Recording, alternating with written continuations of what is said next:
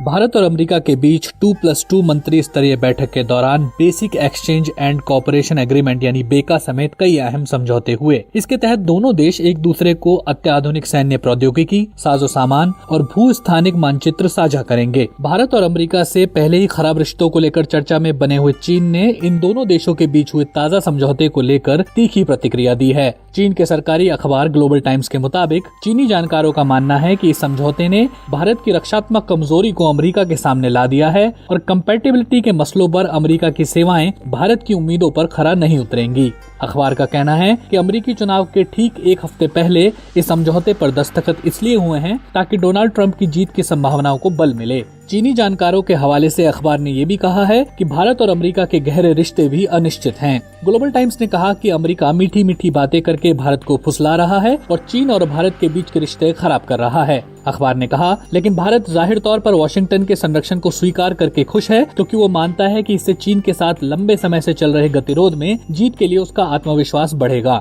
अखबार के मुताबिक Shanghai academy of social sciences के इंस्टीट्यूट ऑफ इंटरनेशनल रिलेशंस में एक शोधार्थी हु जिंग ने मंगलवार को कहा कि भारत ने धीरे धीरे गुटनिरपेक्षता के अपने पारंपरिक कूटनीतिक सिद्धांत को छोड़ दिया है और अब वो अमेरिका के करीब चला गया है। उनका कहना है कि इस नासमझ चुनाव ने विकासशील देशों की नजर में भारत की प्रतिष्ठा को बहुत कम कर दिया है और एक पारंपरिक भू राजनीतिक शक्ति का उसका रणनीतिक फोकस धीरे धीरे खोता जा रहा है। वहीं चीन सरकार से संबद्ध Sina.com ने सोमवार को विश्लेषकों के हवाले से कहा है कि चारों समझौते सैन्य सहयोग के विभिन्न स्तरों को दिखाते हैं। उनका मानना है कि दोनों पक्ष सैन्य खुफिया जानकारी साझा करने के मामले में कम से कम सैद्धांतिक तौर पर अर्ध सहयोगी के स्तर तक पहुंच गए हैं। Sina.com का कहना है कि विश्लेषकों का मानना है कि बैठक का समय भी बहुत नाजुक है क्योंकि कुछ दिन बाद ही राष्ट्रपति चुनाव होने वाले हैं।